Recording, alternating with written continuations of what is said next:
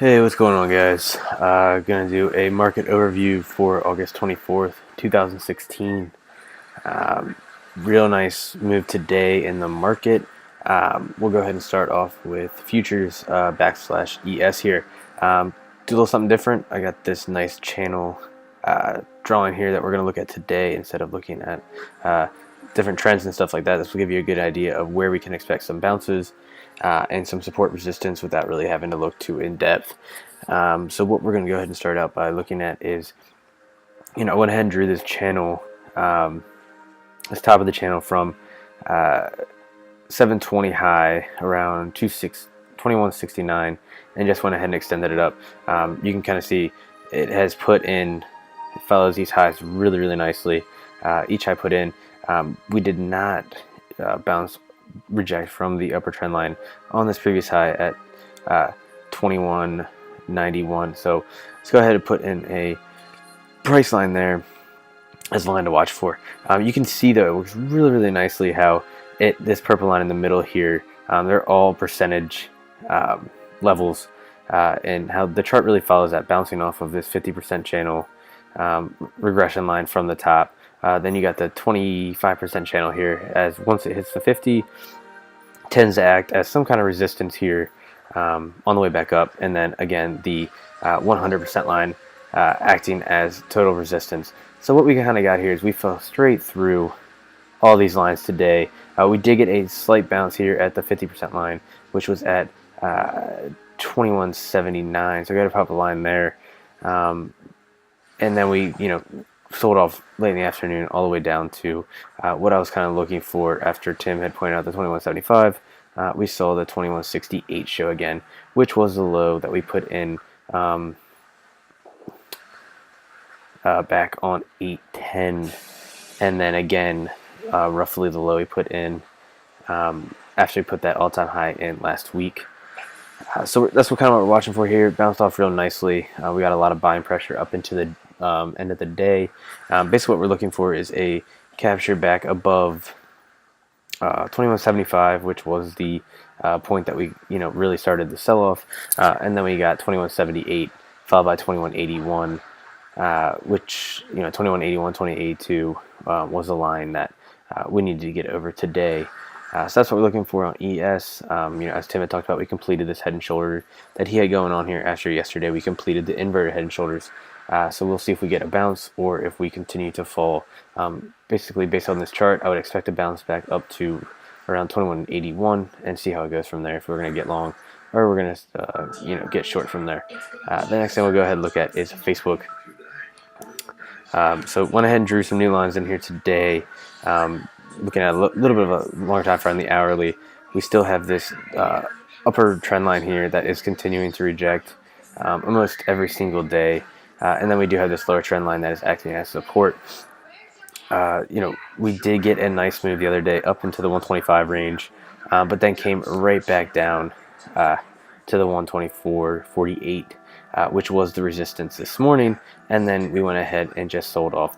And let's see if we go ahead and hold this lower trend line here. If we don't, we're going to be looking for 123 again to show. And from there, we'll see if we get long. We did get a nice bounce off 123 last week after we put in this highs at 125.32. So by looking at this trend line and this wedge that we got going on here, we can expect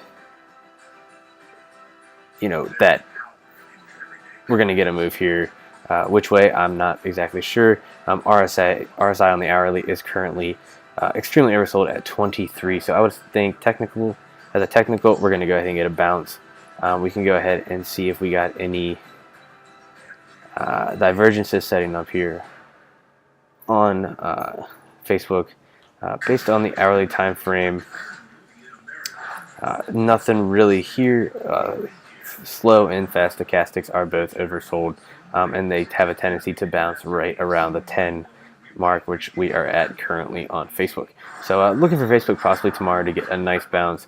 If it does not, and we go test a 123, if we fall below that, we're looking at pre-earnings prices, which will be 123, and from there it looks like we could possibly go down and test out around 120. So a nice, really tight range here. Until then, if we break 123, I would be looking for 121.60, and then from there 120.70. So 121, would that be that range on Facebook? Go ahead and take a look at Netflix here. So I looked at the longer time frame on Netflix to kind of get a good idea of what's going on. So I want to pull the graph back to early June here, and we can see that we have a real nice upper trend line here that continues to reject. Rejected on the ER, and then now it is acting as a rejection through here. We do have this. We did have this. Wedge that we had going on here, and Netflix did end up falling out of it, and now it's continuing to use this upper trend line as rejection. Looking at some, it did get a really nice move after hours. Not really sure what it was. I think Tim had mentioned something about a price upgrade. So basically looking at these target here, we can definitely see that we're going to have some support, which we saw today around 95.50 or 95.20. And then below that, it gets really, really tight, where we're going to have some support at 94.43. To the upside, if we do continue this pop that it had after hours, we're looking for an upside of probably around, again, looking at, right around 96.30, and from there we can go ahead and maybe retest this 97 level. We are using this rejection, so if it continues as the pattern has, we're gonna see a lower low tomorrow, or a lower high tomorrow, excuse me, of 96.15 as possible tops, and then continue to downtrend. If we do break to the upside, we do have that 97 as that very strong resistance, as we can see multiple times in the past few weeks. Look at Apple real quick here. So Apple was on this uptrend here. It went ahead and broke out on Friday of last week, and now we got this downtrend that we can see the channel in. It rejected today perfectly at what was very strong support and bounce range at 108.40. Rejected really, really nicely today, trying to test it twice, and then it held support up at 107.40. So as we talked about, we're in a very tight range here on Apple. I mean, today we had a drop from 109 and so a $1.30 drop per se. We can go ahead and add in this as some kind of resistance here, as it did reject today pre-market a couple times. Basically, if we're going to continue this downtrend here on Apple, we're looking for a break of 107.40, and from there, go test 107.10 as a low, and potentially fall through and go test. Go ahead and mark this here at 107.30, and then if we fall through that, I think we should have some strong support at 106, which was really the range that we saw this move start happening. We are oversold, just like we are on Facebook, on the hourly time frame, so just something to be mindful of. I think I went ahead and drew up VRX for you guys. I didn't touch anything from yesterday. I just left these lines in here today. As you can see, we fell through the 31 line here. I went ahead and dropped right down to that next support line that we had drawn in at 30.43, 30.40. It really, held up there really nicely. Got a little bit of a bounce here. Technically, it had to. It was extremely oversold. If it does fall through this 30.40 line, then we're looking at 29.75 as our next level support. And from there, we can go ahead and mark down around 28.70 as the next line. Technically speaking, this is getting oversold, but VRX does have a tendency to sell off very harshly, so something to be mindful of there as well. Last one I got for you guys today is going to be Alibaba. So this one was in this really, really tight range that we had talked about previously, after this massive move from the high 80s up to the high 90, up to almost 100 here. It's been on a continuous downtrend, and I went ahead and used these channel markers again here. It's holding up pretty nicely between the 50 and the top line here. But then again, it did use this 96.44 as rejection today, and went ahead and fell through the 94.79. We're looking for this to hold up as support here, possibly. If it breaks down through, we're looking at support around 93, and from there we can go see that we're going to go down to about the low 90s.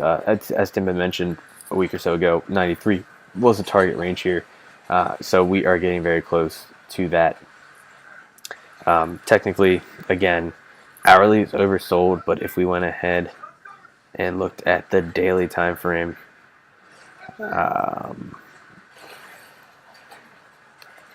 I think that we are still in a power range of 64. So we are now on a downtrend with RSI currently down.